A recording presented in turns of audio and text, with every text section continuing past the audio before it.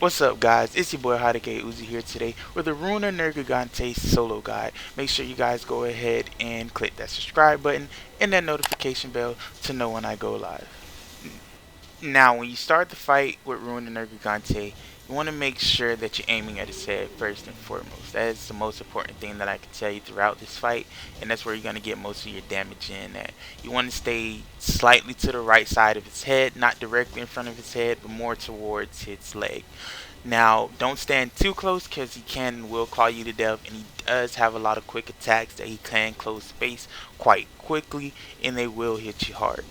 Now, just before he does his little dive bomb, as you can see there, he will let out a roar, signaling you that he will lose his dive bomb. Now, when he goes up in the air, you have a split second to decide what he's going to do. He's either going to, one, A, come down on his left shoulder, B, his right shoulder. You just want to make sure that you're positioned correctly so that you don't get hit by that dive bomb. Now, as you can see, like always, I'm aiming at his head, and like earlier I told you, don't stand completely to his side because he does have a lot of attacks that can hit you from the side. Now, as far as the mantles, it's purely up to you. I'm a bow user, so I'm bringing impact mantle so I could get a lot of KOs and keep him from attacking constantly. Your option 2 for your mantle, you could bring a temper mantle, rock steady mantle, or if you're an elite, you could bring an evasion mantle to keep your attack up high as possible. And it also really depends on what type of weapon that you're going to be using. As you can see why I use impact mantle a lot, I just got another KO. Now you can also equip your Palico with a sleep weapon so you can at least get one proc of sleep during the fight, which can help you out quite a lot. You could put mega barrel bombs down so that you could get some extra damage in, and that could also help you break his spikes more, which will lead to another KO. That move there, I could have got hit by that, but I have a Evade window equipped, so it didn't hit me. But once again, that's a move where I was off to the side, and if I didn't have the right skills equipped, that most definitely would have did some damage to me. And if I didn't have temperamental, it most definitely would have did some damage to me.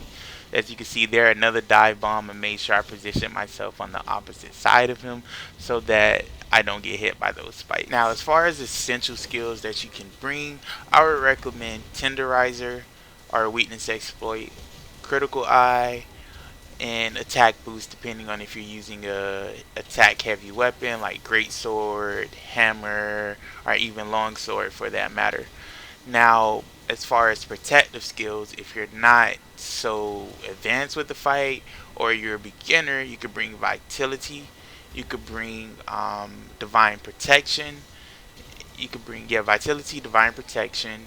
I don't really recommend recovery up. That's more if you decide to want to put that in. And those are in also evade window. Almost forgot about evade window. You might want to put evade window as well so that you could dodge out some of those spots. Now you guys can go ahead and watch the remainder of this fight. At the end of the video, I will go ahead and show you guys my set, the different decorations that I use.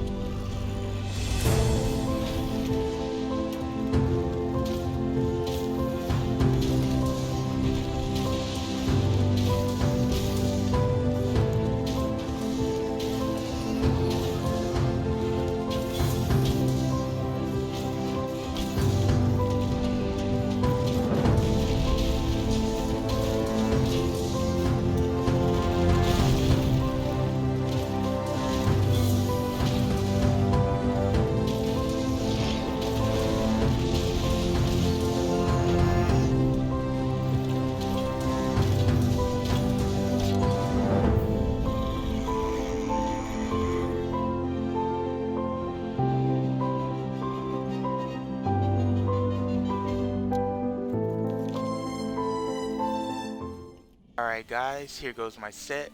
Make sure you guys go ahead and follow me on Twitch at HotagateUzi. I do daily streams and we are working on a new schedule. I will keep you guys updated.